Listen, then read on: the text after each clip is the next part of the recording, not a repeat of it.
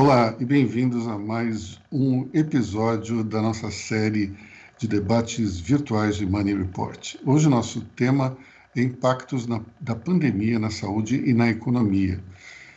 E, infelizmente, a pandemia avança e estrangula o sistema de saúde e cria situações extremamente complicadas para empresários que começam a exercer uma pressão enorme sobre autoridades pela reabertura da economia, justamente quando o país passa pelo que parece ser o auge do processo de contaminação pelo coronavírus. No meio dessa crise, Money Report e o laboratório Zodiac unem forças mais uma vez para discutir os impactos que a Covid-19 tem na saúde, na economia e na carreira das pessoas. Nós agradecemos então a Zodiac e a sua CEO, Heloísa Simão, pela confiança e pela parceria. A Zodiac tem quase 3 décadas de atuação no mercado brasileiro e é uma companhia dedicada ao desenvolvimento, produção e venda de produtos farmacêuticos com soluções inovadoras nas áreas de tecnologia, oncologia e ginecologia, entre outras. Para nós discutirmos hoje essas questões envolvendo pandemia, economia, saúde e carreira, trouxemos um time de primeiríssima linha. Nós temos aqui conosco a Márcia Dolores, fundadora do Instituto de Talentos, Luiz Chicane, CEO da Bencorp e do Clube Saúde, e também temos Alexandre Amorim, gestor de investimento da Parmas. Além de agradecer a Zodiac, eu preciso também falar sobre a Atmo Digital, que nos cede essa plataforma para termos contato direto com o nosso público de web espectadores. Através dessa ferramenta, vocês podem fazer perguntas aqui embaixo dessa tela.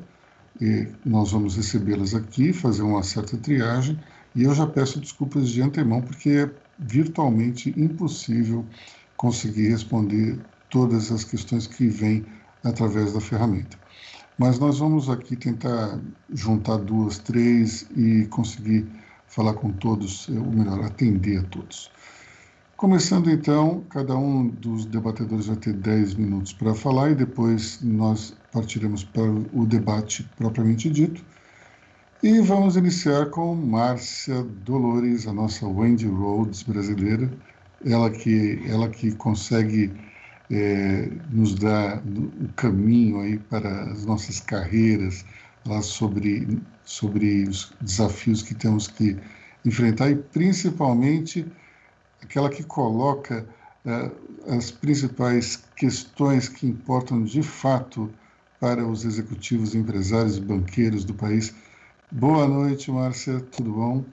Boa noite, Aloysio. Um prazer enorme estar aqui com você, principalmente para falar sobre esse tema, que tem sido o tema que a gente mais pensa, mais discute e mais busca ferramentas para gerenciar. Então, esses 10 minutos eu vou buscar ser o mais objetiva possível e óbvio, eu acho que tem coisas que a gente já tem muito aí de informação e a gente tem uma crise que pega vários aspectos e quando a gente fala de carreira, de empresários ou de pessoas conduzindo outras pessoas no meio desse cenário, a principal situação que eu vejo é lidar com essa imprevisibilidade, né? Antes da gente começar, a gente estava aqui falando das características deste vírus, que não é tão linear. E o que eu percebo nesse momento com os meus clientes, ou mesmo numa gestora onde eu sou chair, com os clientes que estão lidando com seus recursos, não só a parte emocional, porque quando a gente lida com um cenário de instabilidade, e aonde nós recorremos às nossas velhas estratégias, e nesse momento as velhas estratégias, elas não funcionarão, ou pelo menos elas não são tão efetivas, porque a gente tem um cenário que é completamente diferenciado e que gera uma insegurança e talvez o medo que nós estamos presenciando em maior escala ou em menor escala. Quando a gente fala desse grupo que conduz e que faz, de repente, estou falando do Brasil, mas isso cabe para todo mundo, eu acho que pela primeira vez na história, de uma maneira talvez não tão promissora, nós estamos mais do que nunca no mesmo barco. Então, independente do país, nós estamos vivendo uma situação que nos humaniza, né? Nós estamos com as mesmas dores, com os mesmos anseios e com as mesmas angústias. E aí eu penso, e tenho dito isso muito para os meus clientes, hoje, antes de entrar aqui com vocês, eu estava num call, e um diretor que conduz um grupo de 300 pessoas, ele viveu, né, ele contraiu o vírus, já está ok, mas ele dizia, depois que terminamos a reunião, que ele está muito temeroso e que esse estado de ansiedade, apesar dele já estar ok, ele continua tendo uma ansiedade que interfere, inclusive, na qualidade de sono dele, da vida dele e, obviamente, a gestão da equipe dele.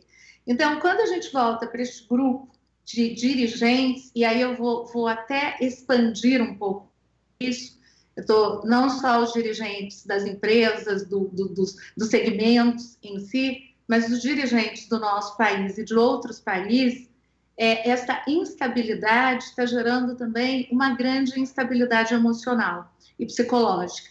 E ela interfere diretamente na economia e também na solução da crise sanitária que nós temos aí para resolver.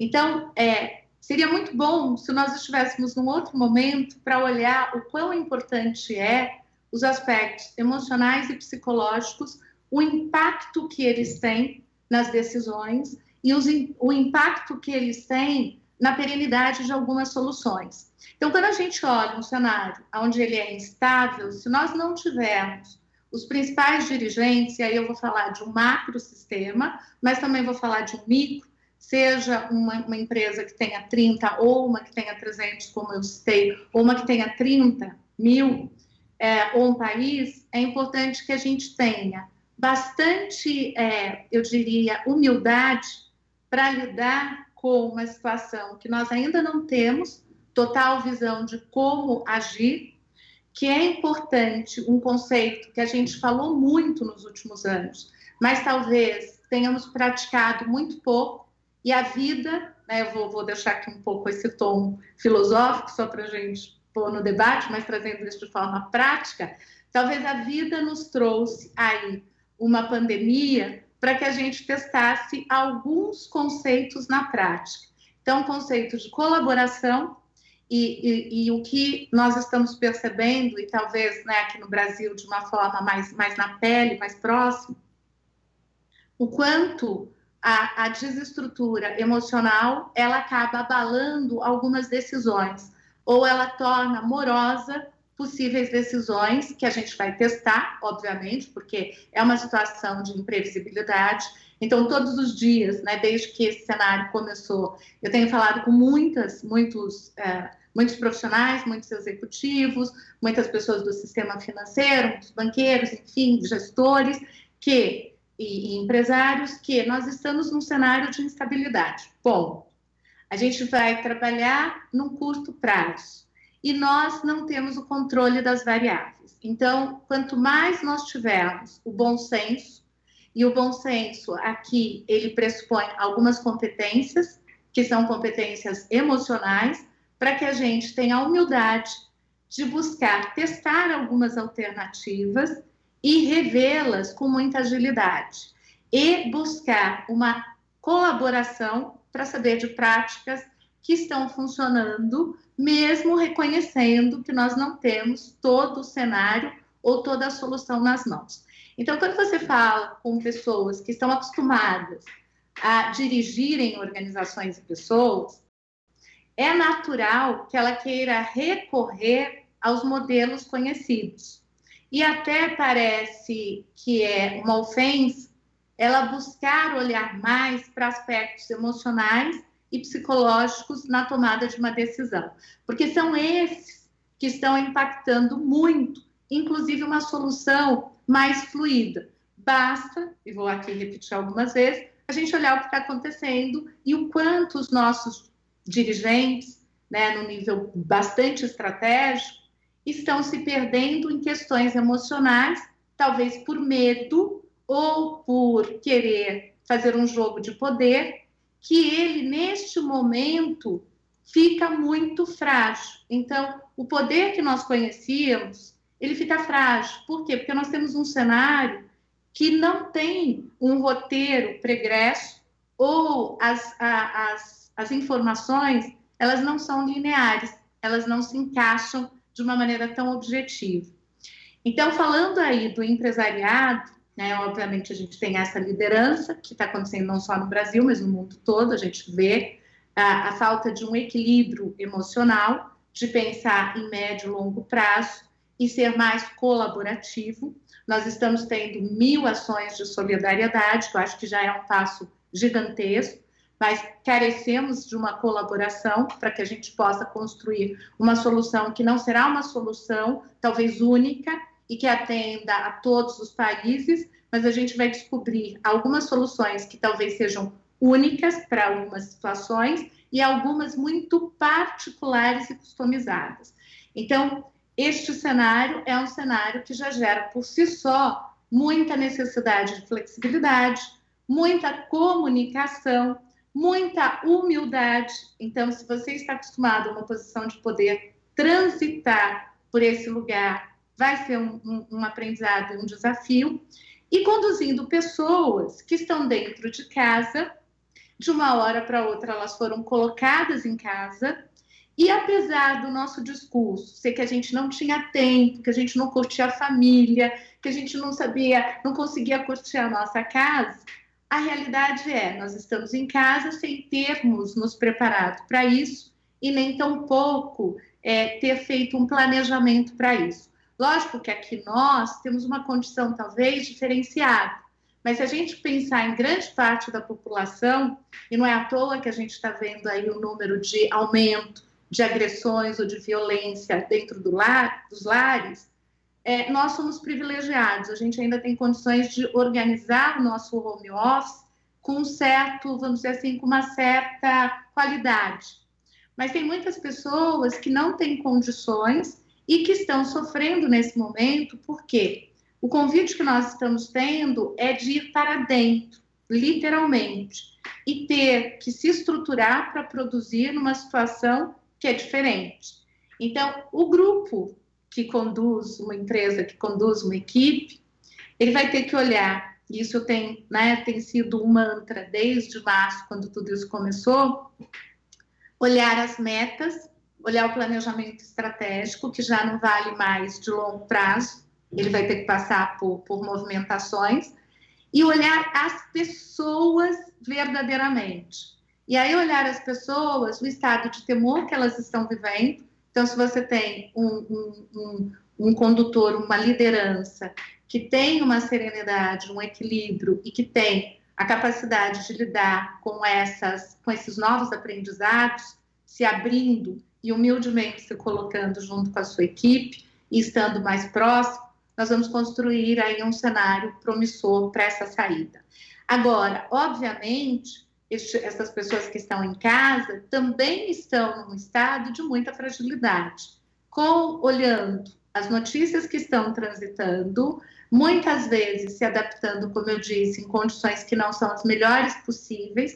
Tem algumas empresas que estão indo até essas estruturas, e eu acho que a gente vai ter uma movimentação nesse sentido, porque vocês viram na semana passada o Twitter ter tido a definição de que não vai ter mais escritórios. A Amazon, na semana passada, descobriu aí que economizou $100 milhões em um mês, não usando a sua estrutura, e tomou como uma decisão deixar os seus colaboradores em casa até outubro, pensando no modelo novo. Tem um grupo pensando em como vai ser a vida destas pessoas, que talvez seja interessante dar uma estrutura para essas pessoas nas suas casas, para que elas tenham mais qualidade, mais tempo, talvez uma vida retomando alguns princípios com qualidade dentro dessa dinâmica e também desenvolvendo uma produtividade. Então, temos alguns desafios, vários, para a liderança, muitos. Por quê? Olhar para esse colaborador, dar segurança para essa pessoa, descobrir quem produz bastante, quem produz menos, quem talvez não faça tanto sentido na estrutura, e trabalhar com as pessoas e com os profissionais que estão em casa para isso, porque isso não precisa ser ruim. Eu tenho algumas pessoas, algumas empresas e alguns profissionais que estão descobrindo nesse cenário que talvez não tenham desejo de retomar a dinâmica anterior. Então, isso também é uma coisa interessante para a gente pensar, né? E olhar isso, de novo, de uma forma mais sistêmica. Talvez alguns profissionais descubram, ou algumas estruturas, alguns empreendedores, alguns empresários, que o seu negócio pode ser feito de uma outra forma. Eu acredito profundamente nisso. Uma outra coisa que eu penso e que eu vejo é que nós tínhamos uma tecnologia disponível, mas estávamos usando ela reduzidamente. Todo este cenário está nos convidando, só que nós teremos também como liderança que fazer um trajeto com essas pessoas para que elas vejam de fato o benefício da tecnologia. Então, por exemplo, nós estávamos falando com uma equipe de wealth que atende um cliente diferenciado. Como é que a gente faz isso usando esse recurso de vídeo? E aí nós fizemos um teste com uma gestora, como seria passar solidariedade, porque as pessoas estão temerosas com seus recursos financeiros e como será posteriormente. Então, é possível adaptar a realidade que nós temos aqui para passar para o cliente que ele terá um bom atendimento, que ele terá um profissional qualificado e que, apesar de termos essa distância, estaremos envolvidos num propósito único. Então, este é um desafio que nós temos, E se uma liderança que dá a direção está pouco confortável e segura, talvez tenhamos aí muitos profissionais sem a utilização do seu potencial de uma forma adequada por conta deste cenário. Eu não sei se eu já ultrapassei meus 10 minutos, Aloysio. Já, bastante, diga-se passagem. Mil perdões. Bom, animou total, mas não tem problema. A gente sempre escuta aí as suas colocações e ponderações. Pois, antes de fazer as perguntas, fazer 2 comentários só. Vamos emendar logo para o Chicane, depois a gente fala com o Alexandre. Vamos lá, Chicane, 10 minutos. 10 minutos daquele estilo brasileiro de ser, né? Que nunca é 10, mas a gente tenta chegar lá. O meu vai ser menos de 10, Aloysio. Eu vou economizar aí o que a Márcia gastou a mais aí. Bom, eu queria falar sobre 3 perspectivas aí da saúde. Uma perspectiva da saúde corporativa, uma perspectiva da saúde do indivíduo e uma perspectiva da saúde pública, para a gente pensar no todo. Tá? Eu sempre cito uma frase que eu vi bem no início da pandemia, numa matéria do Fersen, lá da GP, que ele disse que o mundo vai sair mais saudável, mais digital e mais solidário. E eu quero trazer essas 3 perspectivas para cada uma das saúdes que eu vou mencionar. Saúde corporativa, de fato, as empresas nunca olharam tanto para a saúde, e isso os governos também, mas vamos nos ater aqui à parte corporativa.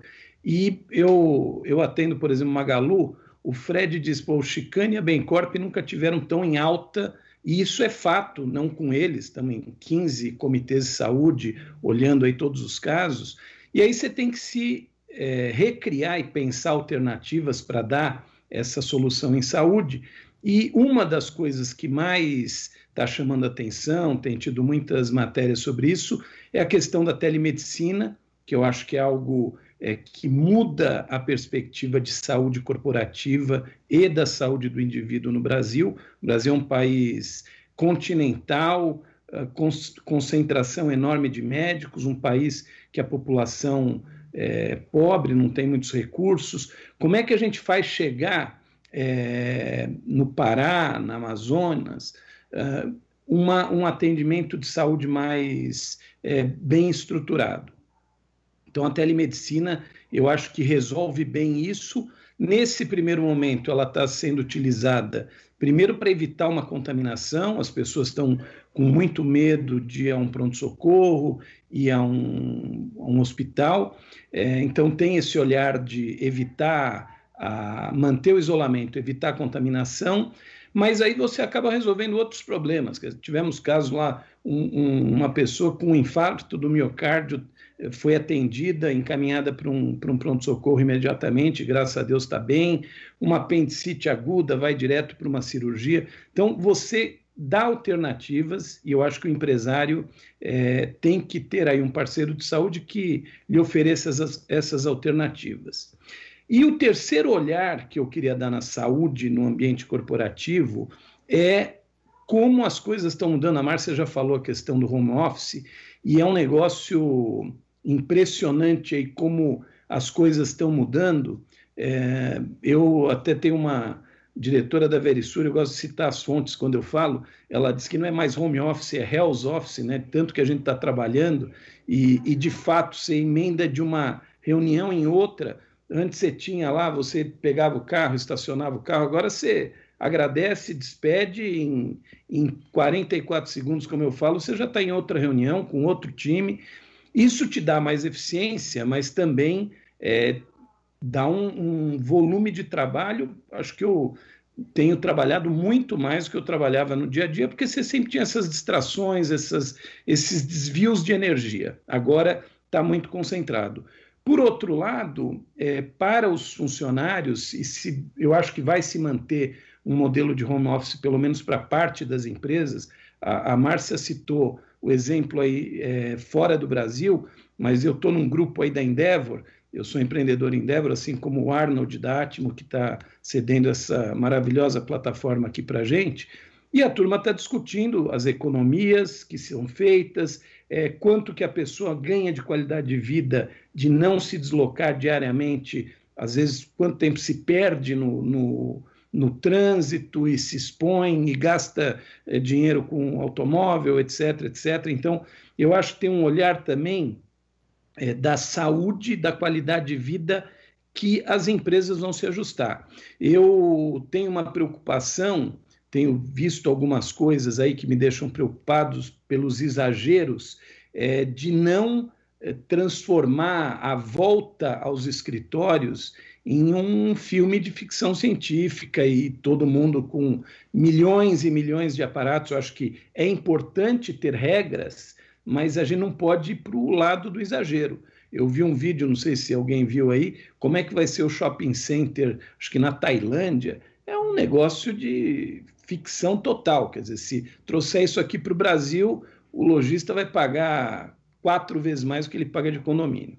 Então, eu acho que a gente tem que ter um equilíbrio e transformar isso no pós-pandemia para as empresas, para que as empresas tenham seus desempenhos e produzam e gerem resultado e cuidem da saúde dos seus colaboradores e das suas famílias através dessas frentes que eu citei. No lado da saúde individual, o que mais me preocupa hoje diante desse fechamento da economia, o que mais se fala são desemprego e gente perdendo a sua fonte de renda, quer seja um empreendedor pequeno ou funcionário de uma empresa. E isso daí vai ter um impacto muito grande, porque essa pessoa vai perder acesso ao seu plano de saúde. Já se fala, eu vi um número da Associação Brasileira de Medicina de Grupo, falando em 12 milhões de pessoas que perderiam seus empregos e seus planos de saúde. Então, terão que surgir alternativas aí para oferecer saúde para essas pessoas, e isso abre um espaço aí para muitas novas abordagens, novos negócios. A própria telemedicina, de novo, no ambiente individual, esquecendo o olhar corporativo, também vai ser algo que, além de oferecer um acesso mais em conta, com custo mais acessível para um país que tem um salário mínimo de R$1.000, também vai permitir que as pessoas olhem mais para a sua saúde. Então, um crônico, um diabético, um hipertenso, uma gestante, ela vai poder fazer o seu acompanhamento, o diabético vai poder cuidar aí da sua glicemia através de um projeto de atenção primária, que é o a segunda onda da telemedicina. Eu acho que isso daí é algo que não tem mais volta. E, por último, quando eu falo olhando para a saúde pública, aí tem também a questão de solidariedade. Nunca se viu tantas doações no Brasil, doações para hospitais de campanha, que ao término da pandemia vai ter um ativo aí que vai continuar sendo utilizado de alguma maneira nas UPAs, nos hospitais públicos. O que está sendo lá vai substituir um equipamento pior. Os hospitais públicos tiveram que se reequipar, então tem esse olhar aí e vai ter uma cobrança maior dos governos, com certeza. O que muita gente, quer no ambiente corporativo, no ambiente público, não dava uma atenção enorme para indicadores de saúde que nunca foram bons no Brasil. Isso é um fato, não é que aconteceu agora de março para cá, de fevereiro para cá. Então as cobranças vão ser maiores.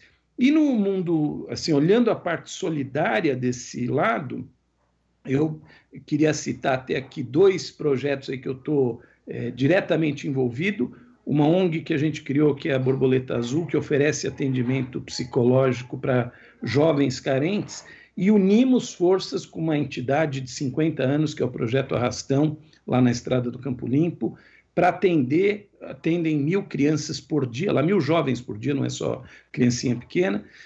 Então, como é que a gente está dando suporte psicológico para toda essa crise, né? Porque se fala muito aí no isolamento de quem tem recursos versus isolamento de um pessoal mais simples, como é a turma lá em volta do Projeto Arrastão e na maior parte do Brasil, né? Isso é um fato. A gente precisa ter esse olhar mais solidário, e tenho certeza que todas essas doações, todos esses investimentos vão gerar vão deixar aí um legado para melhorar a saúde do brasileiro, que precisa de muita coisa ainda na saúde.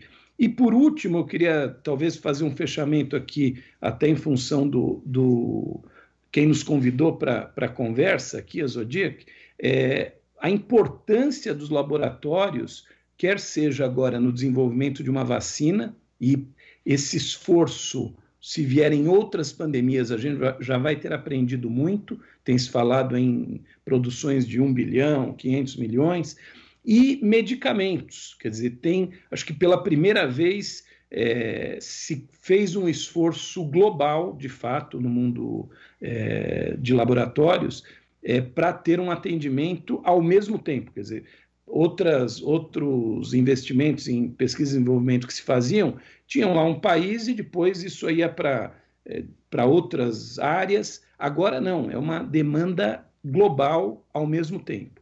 Isso gera uma expectativa aí e uma oportunidade de negócio para laboratórios que tenham essa visão aí de atuação global. Então, acho que o que eu queria falar no início era isso. Deixo para as perguntas, Aloysio, que acho que fica mais rico aí para a gente ouvir.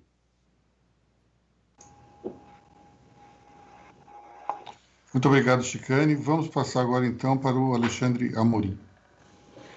Bom, boa noite a todos. Eu vou tentar ser breve também, apesar de que o assunto é longo, né? E a gente pode ir para vários caminhos aí quando a gente fala de economia no meio dessa pandemia, mas vamos tentar deixar o tema um pouquinho mais aberto ali para as perguntas depois, que pode ir para qualquer lado, para qualquer campo, né? Bom, é inevitável falar que foi uma crise inédita, né? A gente nunca, já passamos por todos os tipos de crise possível, mas nenhuma delas antes tinha parado o mundo, literalmente, né? Isso acabou gerando uma série de consequências, né, que a gente também nunca tinha visto. A reação dos mercados foi muito forte, todo mundo perdeu dinheiro. A gente viu aqui no Brasil até os investimentos mais conservadores também caírem, né, e tudo mais. Por outro lado, a reação dos governos, dos bancos centrais, ela foi muito coordenada, né? Até a gente pode ir de encontro aí um pouquinho do que a Márcia estava falando, que ali se tinha conhecimento, uma reação para uma crise, depois de todas as crises ocorridas, essa reação foi muito rápida, diferente, né, dessa falta de coordenação, de planejamento que a gente está vendo aí no próprio combate à pandemia, né? A situação do mundo, ela vinha de certa forma boa, a gente estava deixando para trás alguns problemas, tinha uma perspectiva muito boa para o ano e, de repente, veio isso, né, que ninguém esperava, e, de repente, a gente teve essa crise forte, contundente, além de uma crise financeira, foi uma crise aí que todo mundo buscando caixa e se desfazendo dos seus investimentos e tudo mais, né? Como a gente disse, né, foi uma novidade para todo mundo, ninguém nunca tinha passado, né, de repente tudo fechando, as pessoas indo trabalhar em casa, comércio fechando, serviços, né, despencando, então não se sabia o que isso ia gerar para a economia, qual seria o estrago, quantas pessoas perderiam sua renda, quantas pessoas perderiam seu emprego, né? E a gente começou a passar por, assim, projeções malucas ali no começo, entre fevereiro, março, e estimativas, né, às vezes até sem muito fundamento, mas eram todas as mais catastróficas possíveis, o que causava mais pânico ainda nos investidores, né? Hoje, a gente ainda está no meio da pandemia, digamos assim, mas a gente já tem muitos países, né, principalmente a Europa, diminuindo suas curvas, abrindo seus mercados, as economias voltando. Estados Unidos ainda não está diminuindo a curva ainda, mas já começa a mostrar alguns estados abrindo, e os que não abriram ainda tendo planejamento para abrir. Então a economia já começa a girar novamente, a gente já começa a ter dados, a gente já começa a ter mais informação para poder ver como é que as coisas vão ser para frente, né? Como é que vai ser esse novo normal, como é que vai ficar a economia, né? Quais são os setores mais prejudicados, os setores que talvez sobrevivam e até os setores que vão alavancar, aí, que vão crescer durante essa crise, né? Que, por exemplo, é o e-commerce, toda a parte de tecnologia, e vários setores que vão acabar sendo favorecidos, né, durante essa crise. Bom, em relação à economia, né, de fato, principalmente Brasil, né, Brasil a gente teve, né, talvez bem ou mal, bem conduzido ou mal, quando a gente teve esse achatamento da curva. A gente tem muita disparidade entre alguns estados, né, até linkando um pouquinho ali com o que o Chicane estava falando, como é que vai ser essa volta ao trabalho, né, que a gente não pode exagerar o vídeo ali que ele comentou. Eu estou falando aqui de Florianópolis, né, em Santa Catarina a gente vive uma realidade bem diferente. Tá? A gente já tem mais de um mês aqui que as coisas começaram a voltar à normalidade. No nosso setor aqui do mercado financeiro, logo foi permitido que se voltasse a trabalhar na empresa. Eu já estou aqui no escritório faz um bom tempo e a gente já tem as pessoas voltando para trabalhar. Claro, com todas as medidas, né? Cuidado, álcool na porta, limpa o pé, estações de trabalho bem separadas umas das outras. Mas aí a gente mostra como, aqui pelo menos a gente tem essa noção de como a coisa, quando ela volta a acontecer, a gente logo se acostuma novamente, né? O comércio aqui já abriu, o shopping center já está tendo movimento, claro, né? Não é a mesma coisa que antes, mas a vida começa a voltar ao normal. Acho que o ser humano é resiliente, o brasileiro mais ainda, né? E aos poucos a gente vai se acostumando com tudo isso de novo. Bom, como eu disse, eu fico aberto depois a qualquer tipo de pergunta, mas pensando um pouquinho para frente, né, o que a gente pode esperar de diferente? Tá? Deve ter uma mudança muito grande na economia, em todos os sentidos. Uma das coisas que a gente estava comentando, por exemplo, assim, uma frase que eu ouvi esses dias que achei muito interessante: a partir de agora a gente talvez tenha escritórios menores e casas maiores. Né? Estavam falando aí de home office. Eu, por exemplo, tenho 2 filhos pequenos. Para mim o home office é super complicado enquanto eles não voltarem para a aula. Por isso eu preferi voltar logo para o escritório.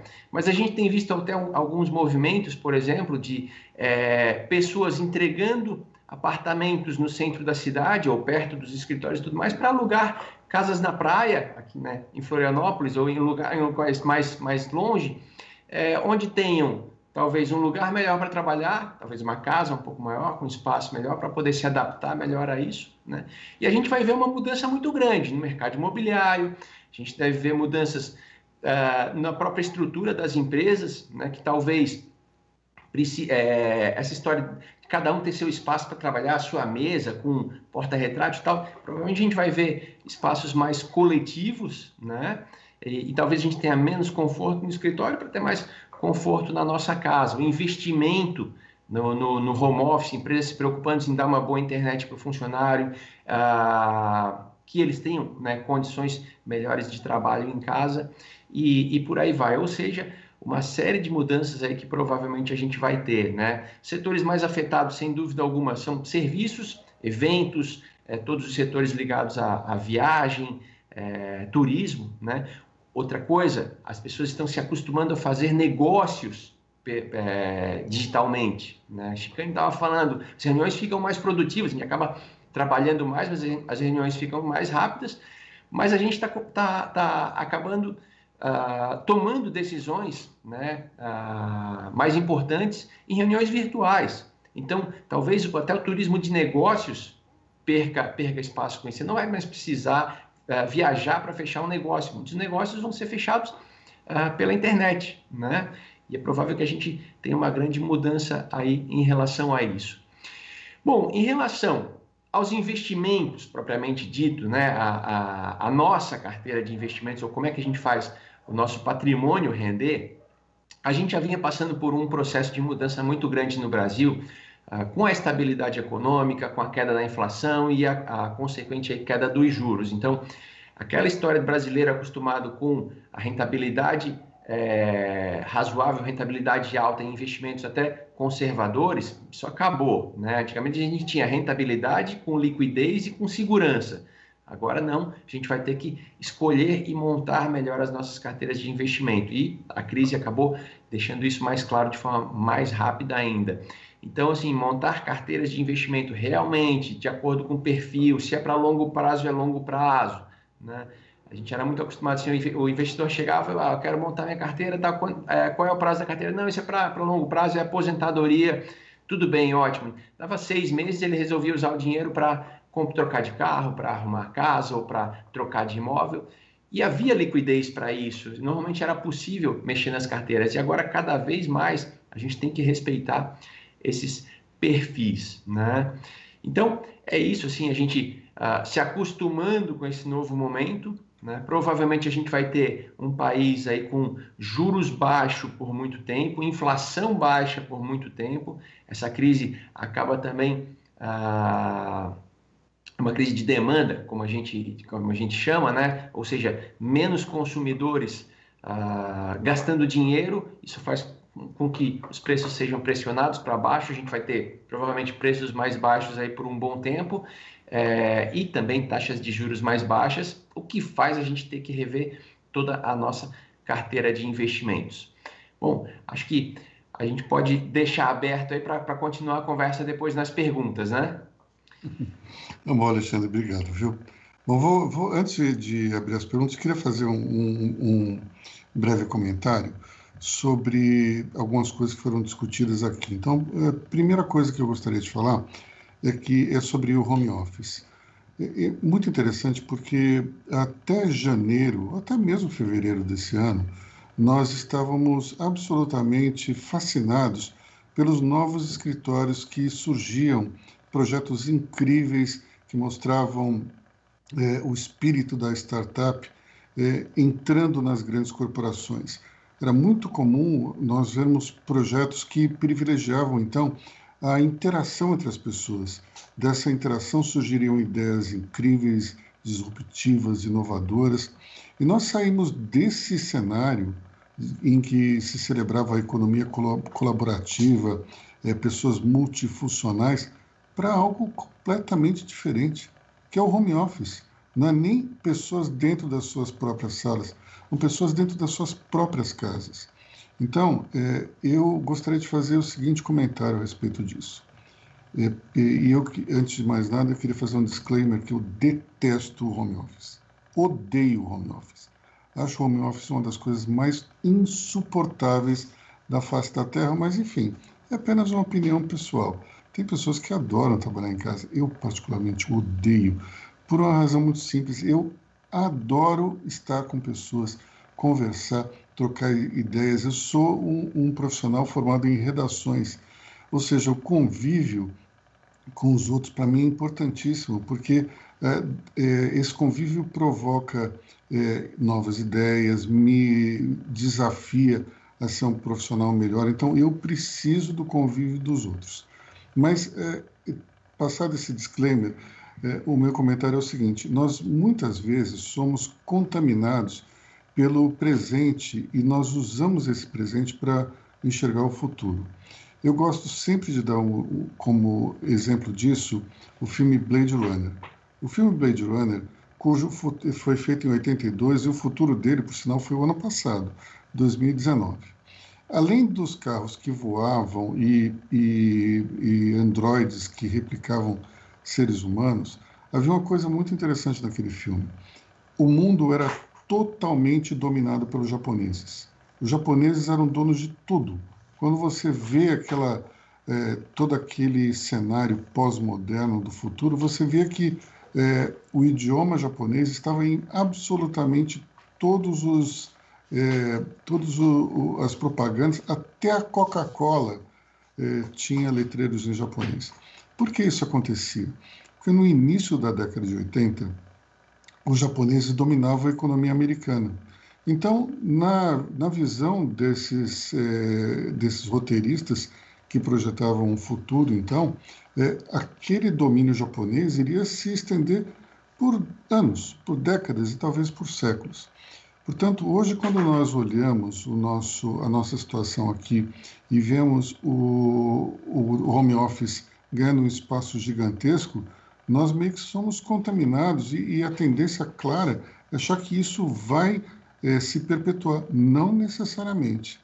Embora eu acredite muito que as pessoas vão passar a ter mais tempo dentro de casa, não acho que vai haver uma jornada de 5 dias por semana em casa, deve haver 1, talvez 2, para alguns casos 3 ou 4, mas isso não vai ser, para mim, uma tendência totalmente consolidada.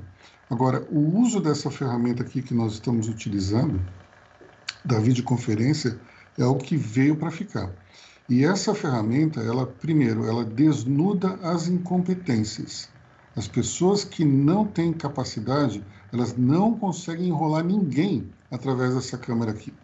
É impossível você, com o tempo contado e com a atenção de várias pessoas e um foco muito específico, enrolar alguém através de uma videoconferência. Então, isso vale não só para quem está embaixo, quem está em cima também. Pessoas que não sabem usar, como a Márcia falou, a inteligência emocional, isso fica muito claro numa ferramenta.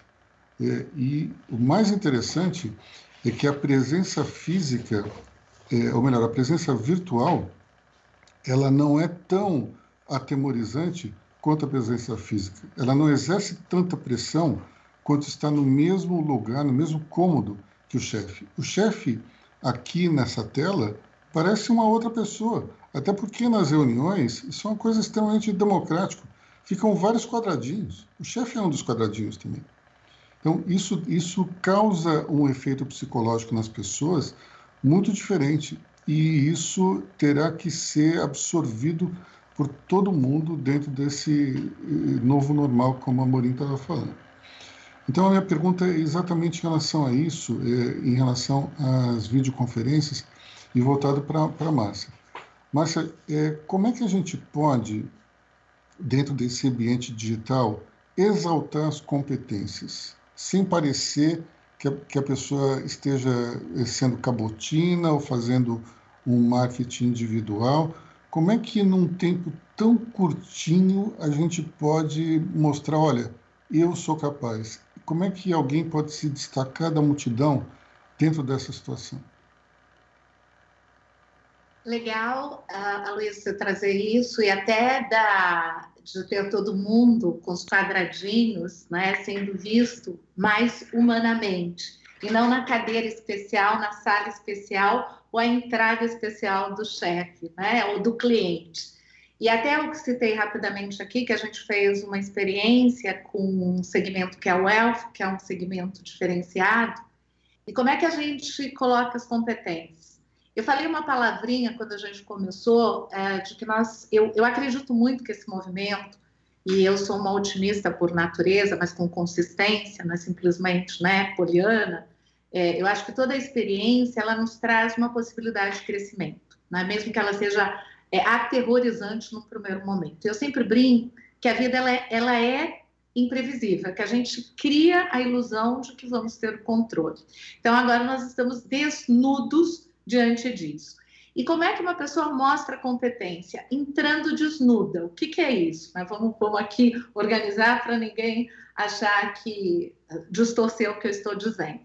Mas a gente vai usar a humildade para mostrar de fato a que viemos. E você disse algo importante. Eu acho que agora, e eu disse isso no começo, quem tem competência vai transitar bem.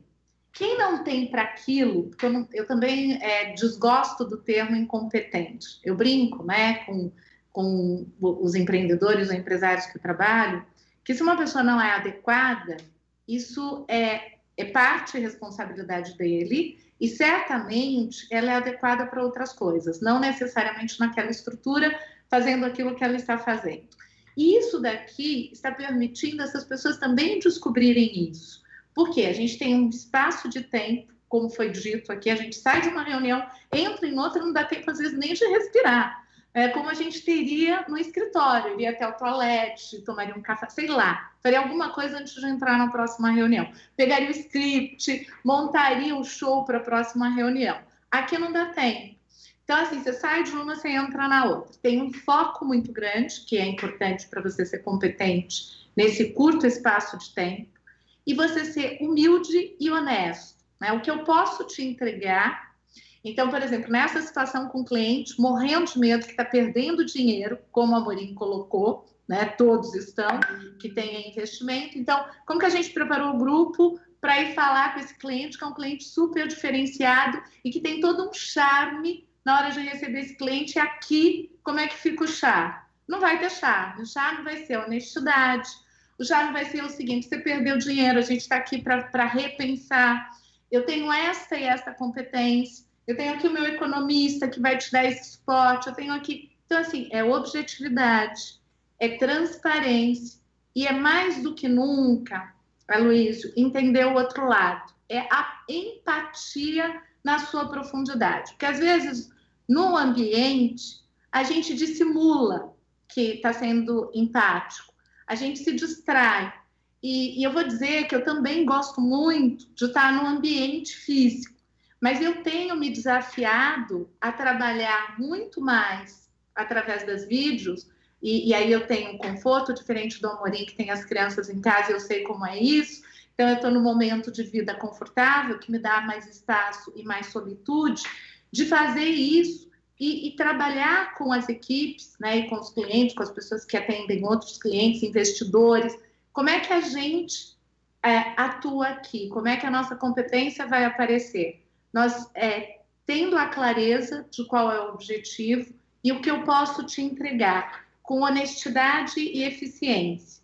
Então, eu acho que este é um momento muito oportuno para isso. Você consegue encantar o cliente, ou encantar no sentido de estamos aqui desenvolvendo uma relação com limitações, estamos passando por um momento de aprendizado, eu estou aprendendo, você também está aprendendo, como que a gente constrói a confiança para você deixar, por exemplo, os seus recursos comigo, ou eu cuidar dessa situação, ou cuidarmos dessa situação, buscando as melhores soluções.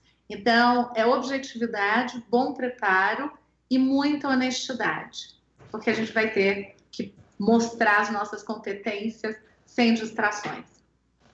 Obrigado, Márcia.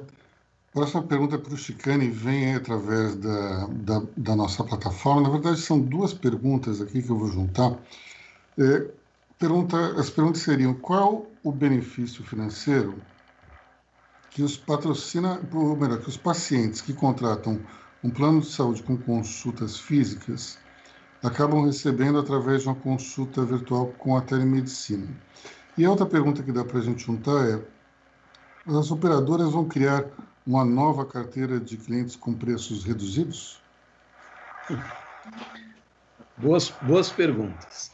Eu acho que o benefício financeiro hoje não é... Ele, de fato, tem uma consulta com um profissional da especialidade que ele está procurando, um clínico que tem uma visão ampla, e ele não vai poder se deslocar a um profissional que muitos não estão trabalhando, estão com a sua jornada reduzida. Então, acho que é uma alternativa para evitar aquela contaminação que nós não queremos e o próprio paciente não quer. Então, acho que isso daí é uma solução para esse momento. Num segundo momento, vai ter aquele olhar de atenção primária, aí vai ter um benefício para as empresas que oferecem um plano de saúde, porque vai evitar o uso exagerado de consultas presenciais, o uso exagerado do pronto-socorro, que muitas vezes não é resolutivo. Então, acho que tem um ganho financeiro que a atenção primária, contínua, estruturada, planejada, vai garantir ao paciente, e o paciente vai ver que isso é bom para a sua saúde, tá? A outra pergunta, que é dos planos, eu acho que o Brasil tem um problema muito sério aí de custo de plano de saúde. Eu estou nos dois lados aí do jogo. A Bencorp faz gestão desse benefício de saúde, junto com saúde ocupacional. Então, eu vejo o impacto que isso tem hoje nas empresas como um todo, segundo o custo depois de folha, tem um crescimento acima da inflação e do que a empresa consegue crescer as suas receitas, e aí você tem que criar alternativas. Não sei se a alternativa virá das operadoras, porque a gente tem um órgão regulador, que é a Agência Nacional de Saúde Suplementar, que exige muitas coisas, tem um rol mínimo, tem uma série de regras que tornam caro essa oferta. Então a operadora fica engessada, e aí vão surgir alternativas, como é o caso do Clube Saúde, que você tem um acesso à saúde, um olhar não hospitalar, um olhar mais ambulatorial, e que pode se combinar bem com esse novo serviço público que vai sair dessa pandemia, que talvez tenha uma estrutura hospitalar melhor, porque está se investindo pesadamente nisso, muitas vezes até com doações da iniciativa privada, que vão ser aproveitados no futuro.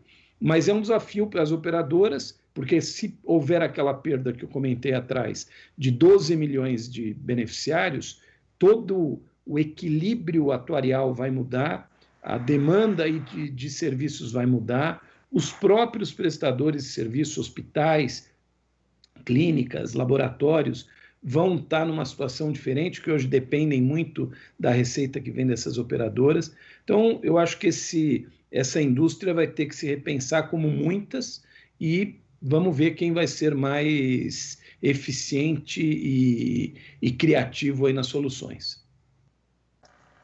Obrigado, Chicane. Agora, na verdade, não é uma, mas são as 3 perguntas aqui que chegaram para o Alexandre Amorim, e eu vou juntar tudo numa só, que é a seguinte: afinal de contas, a recuperação econômica, na sua opinião, vai ser em V, em W ou em U? Essa é a pergunta de $1 milhão, né? Bom, eu vou dizer o seguinte: na verdade, você pode ter todos esses tipos de recuperação, depende do setor, tá? A gente está vendo como a crise afetou, por exemplo, empresas de tecnologia, que algumas caíram e logo já se recuperaram. Vou dar um outro exemplo, através de um outro exemplo também. No Brasil, a gente, na nossa bolsa, né, no nosso índice Bovespa, até na nossa bolsa mesmo negociada, a gente tem muito poucas empresas de tecnologia, tá? E muitas vezes se compara, o índice Bovespa caiu mais que o S&P, que é o índice americano, se recuperou mais rápido. Se você excluir as empresas de tecnologia desse índice americano, a recuperação do índice americano foi até muito idêntica ali, digamos, ao próprio Ibovespa, que se recuperaram foi um segmento de ações, né? Então, setor de turismo, por exemplo, viações aéreas, hotéis, eventos, isso provavelmente recuperação em L, né? Tecnologia, recuperação em U.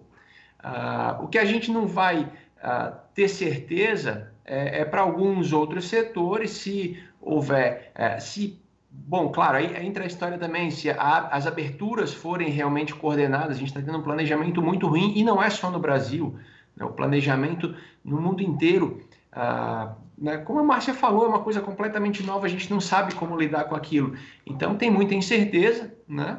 Daqui a pouco, talvez algum setor abra, mas vê que o contágio aumentou, ele tem que fechar novamente. Então, a gente depende muito aí o que vai acontecer. É difícil de dar essa resposta, tá? No Brasil, a gente tem um risco adicional aí que talvez seja, não vou nem falar de risco político, mas esse desencontro entre os três poderes, como a gente está vendo, né? Volta aí o que a Márcia estava falando, da história do líder, né? Um líder que leva a sua equipe, isso a gente está faltando muito aqui no Brasil, né? Alguém que chegue lá e fala, vamos fazer desse jeito, talvez não seja o jeito certo, mas, né, parece ser o mais certo e vamos tocar dessa forma.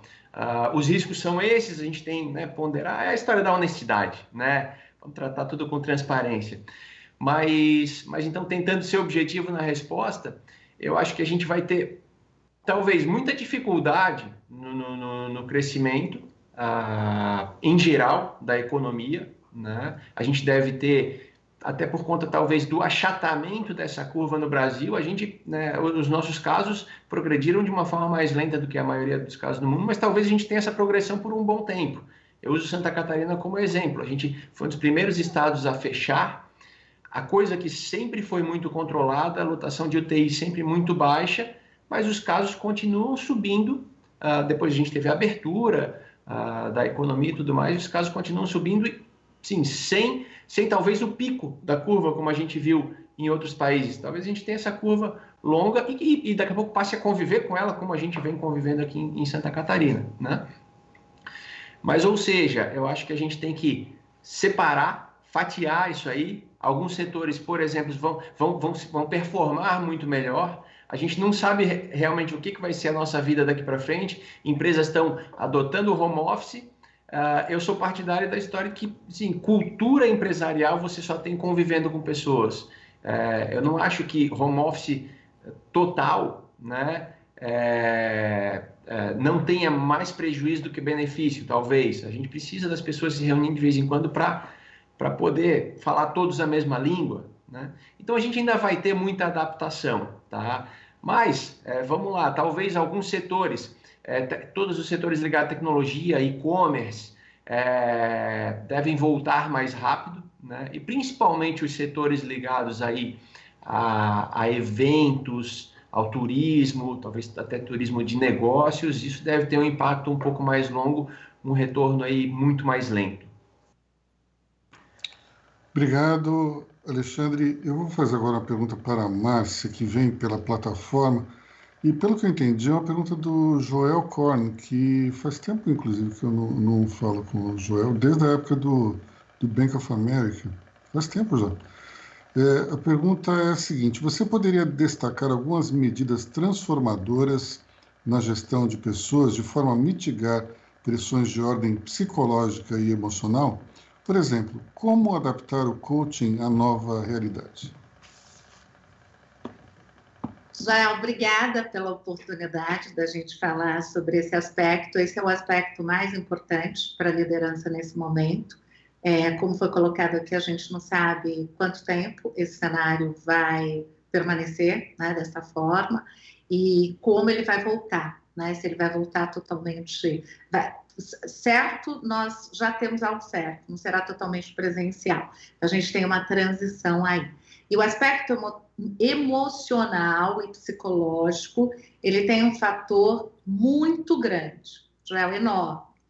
E nós, assim, e aí eu vou dizer o seguinte, eu trabalho com liderança há 25 anos. Então, assim, eu sei o quanto o aspecto emocional, ele parece uma caixinha que se evita mexer, porque a caixinha das competências mais objetivas e pragmáticas parecem, elas dão uma sensação de serem mais simples, mais objetivas. Mas eu sempre digo que o emocional psicológico pode ser objetivo também. Basta você ter a coragem de transitar neste lugar. E transitar, primeiro aspecto para o líder. Eu comecei aqui falando de humildade. Eu vou voltar. Humildade e transparência, que são dois conceitos. Talvez que vocês ouviram, eu ouvi muito dos meus avós, e vocês também devem ter ouvido de gerações passadas, e que um líder, para conseguir mitigar esse aspecto, ele vai ter que contar com esse recurso, ele pode contar com esse recurso. Que significa o quê? Uma aproximação. Só que esse líder, é importante ele estar seguro. E para estarmos seguros no meio de uma instabilidade, é importante a gente pensar num planejamento em metas de curto prazo, por isso que a gente está falando do novo momento, do planejamento, né, que é menor. Então, ele precisa trabalhar com as habilidades, é importante ele trabalhar com as habilidades, falando para o seu colaborador, deixando claro para a sua equipe, que é um cenário de instabilidade. Mas o que ele tem ali como estável? Ele quer que as pessoas fiquem bem nas condições que elas têm, e aí esse líder carece de uma aproximação maior, Joel, de entender qual a realidade de cada pessoa. Então, por exemplo, se você tem um colaborador que está numa realidade de 60 metros quadrados, com 2 filhos, 3 filhos, esposa, cachorro, papagaio, todo mundo dentro de casa, ele vai ter um impacto desta situação e ele vai ter um estresse emocional junto com a insegurança que ele está vivendo do cenário, mais o gerenciamento do estresse na casa dele. E nesse momento, o líder vai ter que entrar, ou será interessante, ele entrar um pouco nessa realidade, contando com a estrutura, obviamente, né, com a gestão de pessoas, com os canais que ele tem aí para se aproximar. Mas para mitigar isso, ele vai ter que estar mais próximo. Mais próximo, e eu vou te dar alguns exemplos. Quando a gente começou isso, eu tinha muitas empresas e muito a direção diretiva, né, a liderança diretiva, fazendo reuniões uma vez por semana. Em alguns modelos a gente tem percebido que a reunião, desculpa que a minha auxiliadora está se manifestando. Alguns achavam que uma vez por semana seria interessante fazer reunião com a equipe. Nós temos descoberto ao longo deste processo que às vezes é melhor reuniões diárias, curtas, objetivas, pontuais, com algumas pessoas algo mais próximo, então assim, alguma constância maior, para que você possa gerenciar e fazer com que aquela pessoa produza e fique estável no momento de instabilidade. Então, o que é importante? Esse líder dedicar mais tempo para acompanhar essa equipe e acompanhar de uma maneira mais individualizada. Entender quais são as condições que ela tem em casa. Anteriormente, a gente não entrava nisso, seria até uma invasão de privacidade. Nesse momento, é importante que a gente se aproxime disso. Qual é a estrutura que ela tem? Porque, de repente, ela pode ter condições que são extremamente nocivas para ela conseguir manter a produtividade. Ela pode ter mãe que precisa dela, pode ter crianças, ela pode ter uma desestruturação, por exemplo, alguém que perdeu o emprego. Então, tudo isso vai fazer parte da rotina de uma liderança. Então, o coaching, ele carece de uma proximidade maior e um conhecimento maior da realidade dessas pessoas. E uma humildade, para dizer muitas vezes, como eu tenho visto, olha, um colaborador me trouxe uma questão de uma discussão em família, ou uma briga que parece que vai ter um divórcio, porque as pessoas estão muito estressadas. Então, este é um ponto que o líder não tem que ser habilidoso em fazer isso, mas ele quer humildade para ele buscar ajuda para auxiliar essa pessoa de uma maneira profissional. Ele não vai entrar nessa seara, mas ele terá ali que dar apoio e suporte. Então, é um grande aprendizado, Joel. Eu brinco que eu nunca trabalhei tanto né, como nesse momento, porque realmente as coisas elas estão passando por uma remodelagem e a liderança está passando por um aprendizado. E, de novo, aqueles que se abrem para isso, eu acho que sairão fortalecidos, porque dá para tornar isso algo objetivo, mas, ao mesmo tempo, bastante empático e também um dado de humanização. Estamos nos humanizando. Isso faz parte do movimento do ser humano, lidar com a instabilidade, com medo, com receio, e vamos buscar os melhores recursos para essa pessoa conseguir transitar, porque aí nós teremos um bom resultado. Obrigado, Márcia. Eu não quero ficar comentando cinema cada vez que eu entro aqui, mas é que, enquanto você falava, lembrou uma cena de um filme chamado Jerry Maguire, com o Tom Cruise, na qual ele está falando com o jogador de futebol, do qual ele é empresário, e ele começa a ficar desesperado e fala assim: "Help me to help you", me ajude a te ajudar, porque no fundo, é o que vai acontecer, eu acho que em várias situações aqui, né? Uma pergunta agora para o Chicane. Chicane, a gente fala muito em telemedicina, mas eu queria te perguntar qual é a tua visão sobre novos avanços na área da saúde, especialmente em relação a machine learning, inteligência artificial, ou até novas drogas. Você acha que vai ter um avanço, uma rapidez maior daqui para frente? Com certeza. Telemedicina já passa por um chatbot com inteligência artificial que agiliza muito o atendimento. Eu acho que o que eu falei antes lá dos investimentos que foram feitos, que estão sendo feitos para desenvolvimento ou de vacina ou de uma medicação eficiente para coronavírus, mostra que os laboratórios têm que estar muito atentos aí, sempre estiveram, mas a importância hoje global da saúde nunca teve em tanta evidência, né? O que eu acho que vai acontecer, Aloysio, é que o próprio dia a dia do médico, por estar num mundo mais digital, vai ser repensado. Eu tenho uma filha médica que tem uma visão aí mais de atendimento clínico, ela e meu genro, que também é médico, já estão olhando alternativas mais digitais, etc. Eu acho que esse olhar, às vezes, não estava muito próximo do profissional e vão ter que se adaptar. O profissional, os hospitais e, por consequência, aí, as operadoras que gerem esses recursos, né? Obrigado, Chicane. Última pergunta agora para o Alexandre Amorim. Pergunta que não quero calar é o seguinte: já que você está em Florianópolis, as pessoas estão curiosas em saber como é que foi a volta aos restaurantes, aos shopping centers, se é uma volta gradual ou se é uma volta que está de alguma maneira sendo, digamos, muita gente indo. Como é que é? A tua percepção aí dessa volta ao normal, já que vocês estão no estágio mais avançado do que aqui em São Paulo? Bom, isso é bem interessante e também a gente aí tem pessoas muito diferentes. Tem pessoas em Florianópolis que estão há 2 meses e pouco dentro de casa, sem sair de casa, às vezes nem para fazer compras, né? Mas, em geral, tá, a reabertura foi bem gradual. Aliás, a gente tem uma grande diferença aqui em Santa Catarina, talvez, principalmente para São Paulo ou outros estados, é que o transporte público até agora não voltou a funcionar. O transporte público foi a primeira coisa que foi parada, tá? E a gente não tem transporte público até então, certo? Então, as empresas voltam a funcionar, ótimo, você tem que trazer o teu funcionário para cá para trabalhar, tá? Então, eu acho que isso fez uma grande diferença, certo?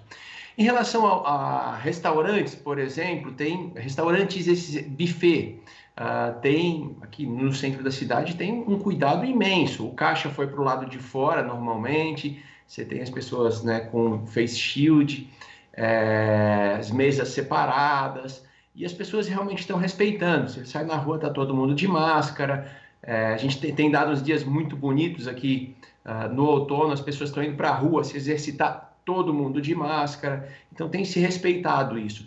Em relação aos shoppings, por exemplo, num primeiro momento, aliás, o comércio de rua reabriu primeiro, e depois de algum tempo reabriram os shoppings, com horário um pouco reduzido, mas num primeiro momento as pessoas relutaram um pouco. Até esses dias eu estava levantando alguns dados, um dos principais shoppings aqui, em 2 semanas ele já estava em perto de 50% do movimento normal. Então as pessoas realmente estão indo. Outra coisa que a gente tem observado, algum movimento de pessoas buscando fazer compras em vez de comprar pela internet, tá? Ir nos comércios, estimular isso, né? A questão da solidariedade, né? Que talvez é uma mudança que a gente veja aí a partir disso, mas as pessoas estão vendo. E o sentimento das pessoas vão no shopping ver várias lojas fechadas, isso toca bastante. E as pessoas estão... se comenta-se muito isso. Então, vamos estimular e tal.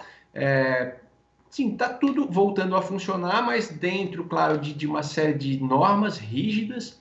As pessoas, nem todas estão saindo na rua, né? Tem as pessoas mais tranquilas em relação a tudo isso. Tem algumas pessoas que ainda estão fazendo aquela quarentena rígida, né?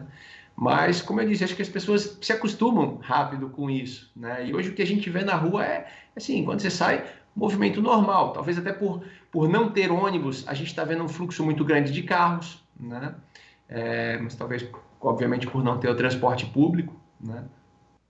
Mas as coisas estão voltando ao normal e assim, de uma maneira muito tranquila, tá? A gente tem visto as pessoas bem tranquilas na rua. Outra coisa que eu acho bem interessante, a transparência aqui, ela é muito grande, tá? Você tem todo dia os boletins, tanto do estado como da cidade, a quantidade de casos de novos infectados, de recuperados, que eu acho muito importante. Então, quantidade de casos ativos, quantidade de leitos ocupados, leitos totais, leitos destinados ao Covid. Então, essas informações, elas são muito importantes, né? Eu acho que são muito importantes para as pessoas, que é a qualidade da informação, como a Márcia estava falando, né, numa hora. Então, a gente sabe que tem leito disponível, foi disponibilizado muito mais leitos do que estavam sendo usados, tem uma preocupação muito grande com os hospitais aqui e que comentam muito com pessoas que têm outras doenças e não estão indo se tratar por receio, né? E acho que isso é um problema que a gente vai vir a ter daqui a algum tempo, além, claro, né, de alguns problemas de questões psicológicas e tudo mais, mas pessoas que não estão indo se tratar das suas doenças, né? Acho que isso é sério, é grave. Mas, assim, em linhas gerais, a gente está vivendo um clima talvez até mais tranquilo, né? Por conta disso, as pessoas indo para a rua, tomando cuidado, mas com informação, acho que uma informação de qualidade, que eu acho muito interessante, né? E com esse sentimento de solidariedade, eu acho que isso tem sido bem interessante aqui, a gente nota isso bastante por aqui. Obrigado, Alexandre. E vamos esperar, então, vamos torcer para que nós consigamos aqui em São Paulo também voltar a essa normalidade o mais rápido possível. Eu gostaria, então... Se pudesse fazer um comentário só... Claro. E aí são dados que a gente tem aqui. A quantidade de infectados em Santa Catarina, tá? Ela é um pouco mais por 1.000 habitantes, né? Infectados por 1.000 habitantes. Ela é um pouco mais da metade da quantidade de infectados em São Paulo, para vocês terem ideia da situação, tá? Então, assim, a gente não está tão longe, talvez 60% da quantidade por 100.000 habitantes, né? A gente não está tão longe. Paraná, assim, é muito menos do que aqui. Rio Grande do Sul é muito menos que aqui. Mas talvez essa coordenação, essa transparência que a gente tem aqui tem feito o ânimo das pessoas melhorar bastante. Acho que isso pode ser interessante. Sem dúvida. Talvez seja até um efeito da subnotificação que a gente tem aqui em São Paulo. Mas, enfim, eu gostaria então de agradecer aos nossos panelistas, o Luiz Chicane, da Bencorp Clube de Saúde, Márcia Dolores, do Instituto de Talento, Alexandre Amorim, da Parmas, também ajudar a agradecer bastante a Zodiac e a Luísa Simão, também Átimo Digital, Arnold Corrêa. Obrigado a todos. Amanhã nós temos mais um debate virtual aqui em Money Report e convidamos todos a nos assistir até então. Muito obrigado, até a próxima. Até logo, pessoal. Muito obrigado, viu? Obrigado, Luiz. Até logo, obrigado. Tchau. Obrigada, querido. Abraço a todos.